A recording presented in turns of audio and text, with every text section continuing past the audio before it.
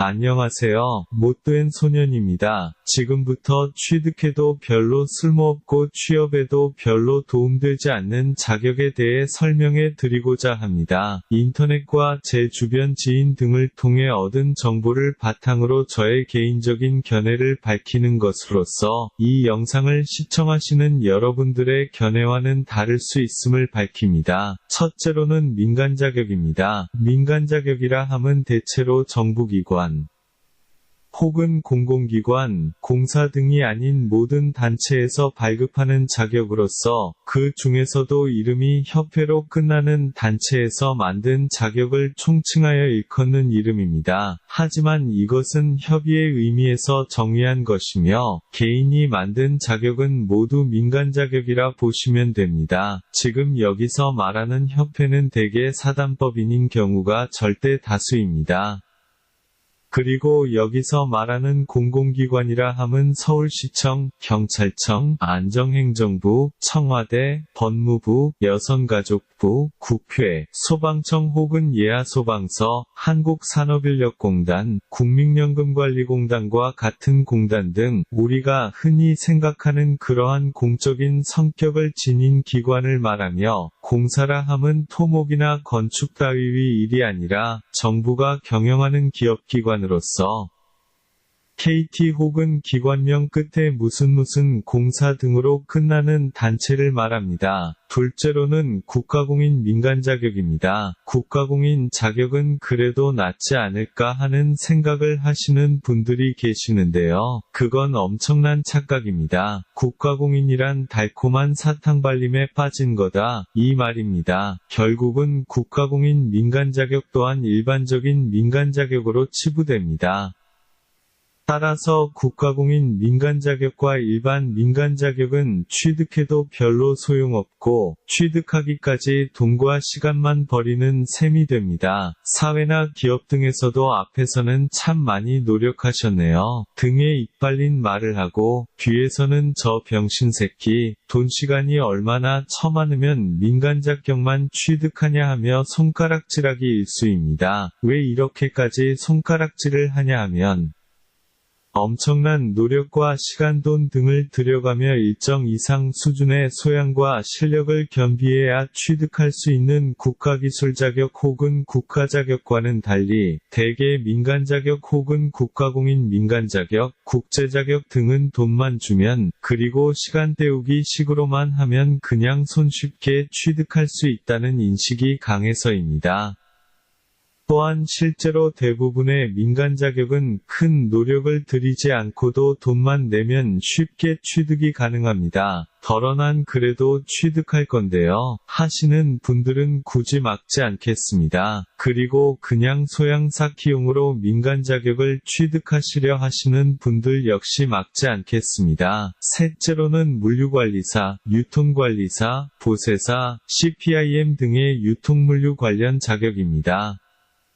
이건 그래도 민간 자격도 아닌 국가 자격인데 왜 취득해도 별로 도움이 되지 않느냐 하는 분들이 계시는데 정말 옛날 국가기술자격법에 따라서 1998년 당시에나 존재하던 기능사 보호 수준만도 못한 자격이 지금 언급한 이 자격들입니다. 정말 막말로 개나 소나 취득한다는 말이 나올 정도로 아무나 쉽게 취득할 수 있고 그렇다고 기능사처럼 특별한 기능 수준을 요구하는 것도 아니기 때문입니다. 어쩌면 워드 프로세서나 운전면허, 공인중개사 자격만도 못한 자격이 이 자격들입니다. 전문성도 없고 개나 소나 취득할 수 있고 사회적으로 인정되지 않습니다. 넷째로는 첫째에서 가지치기한 것일 수도 있는데 ITQ, GTQ, MOS 등의 자격입니다. 이것들이 뭔지는 다들 아실 것이고 모르시는 분들은 개별적으로 찾아보시기 바랍니다. 여기에는 국제자격 또한 포함되어 있습니다. 외국은 모르겠는데 특히 우리 대한민국 사람들 인식에 국제자격도 일반적인 민간자격으로 치부하는 성향이 강합니다. 저 개인적으로 보더라도 웹디자인 기능사와 컴퓨터 그래픽스 운용 기능사와 같은 국가기술 자격이 존재하는데 소양 향상을 위해 취득하는 것이 아니라면 이런 민간 자격을 취득하는 것은 마냥 손해인 것 같습니다. 어쨌거나 이들은 정말로 워드 프로세서 자격만도 못한대요. 워드 프로세서 자격이 2012년 6월엔가 급수 자체가 폐지되었잖아요. 그래서 안 그래도 가뜩이나 메리트가 적은 워드 프로세서가 급수를 폐지하여 메리트가 더욱 떨어졌죠.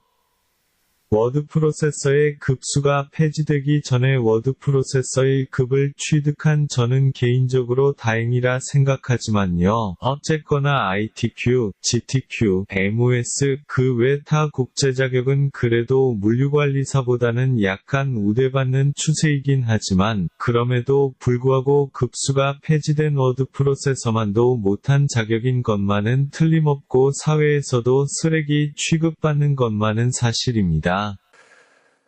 그런데 말입니다.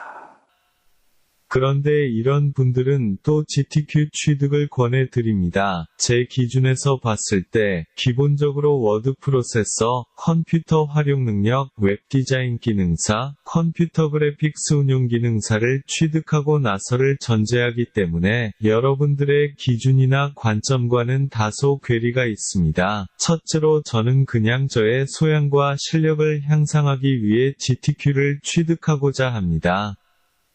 둘째로 그냥 오너가 해당 자격을 취득하래요. 혹은 회사나 사업장에서 GTQ와 같은 국가공인 자격이나 민간 자격을 요구해요. 그것을 취득해야 인사고과에 반영돼요. 그것을 취득해야 대학이나 고등학교를 졸업할 수 있어요. 그러면 또 취득하실 것을 권합니다. 그것을 취득해야 이익이 발생하고 취득하지 않으면 불이익이 발생하는데 어쩌겠습니까? 다섯째로는 어학성적이에요.